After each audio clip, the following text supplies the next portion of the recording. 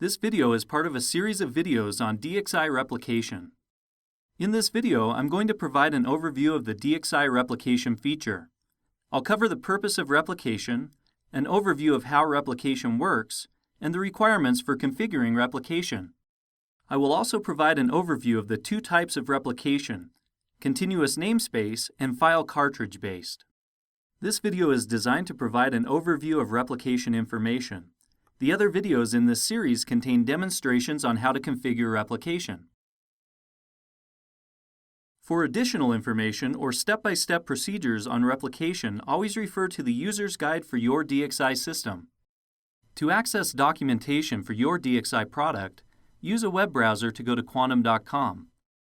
Select Support, select your specific DXi product,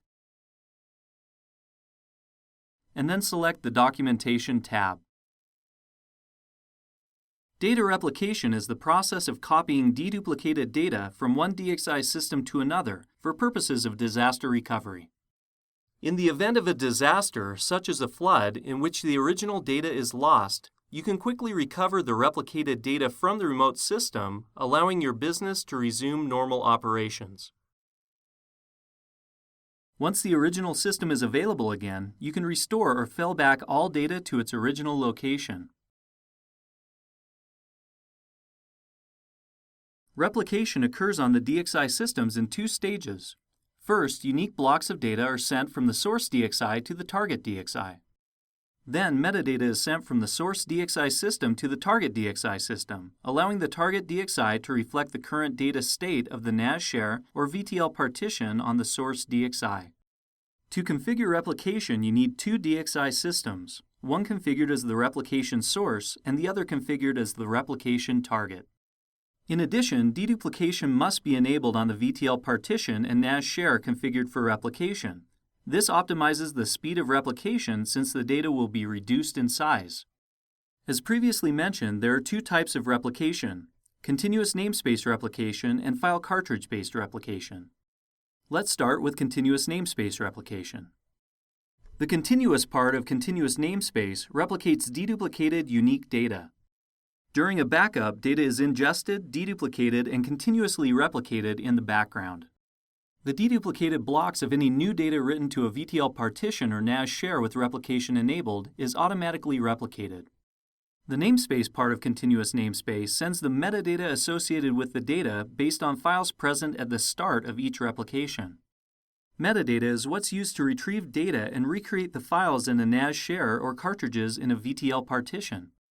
Namespace replication starts when you manually start replication or when the replication process is scheduled to begin. It creates a point-in-time snapshot from which you can recover your VTL partition or NAS share. So why would you want to configure continuous namespace replication? Mainly for disaster recovery purposes. If something happens to your source DXi system, the point-in-time snapshots that you create with continuous namespace replication allow you to recover a NAS share or VTL partition to a previous state. After your source DXi system is back up and running, you can fail back a snapshot to your source DXi system and recover the data. Now let's go over file cartridge-based replication. File in file cartridge-based applies to NAS shares, and cartridge applies to VTL partitions.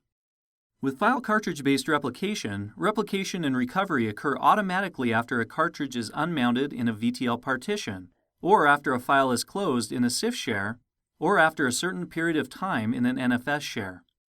The key is that this occurs automatically, meaning no manual intervention or scheduling is needed. If files are deleted on the source DXi system, they will automatically be removed on the target DXi system as well.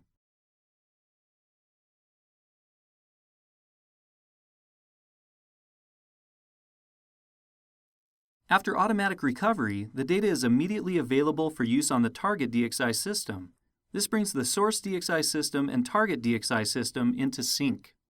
You can also manually synchronize data between the source DXi system and target DXi system if needed. Why would you want to manually synchronize data if this is supposed to happen automatically?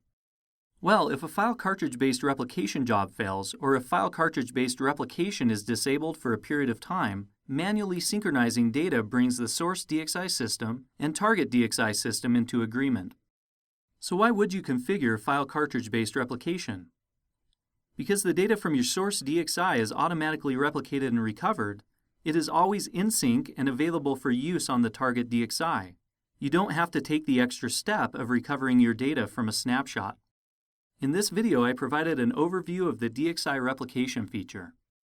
The remaining videos in this series provide demonstrations on how to configure each type of replication, continuous namespace replication, and file cartridge-based replication. For more information about replication, always refer to the user's guide for your DXi system.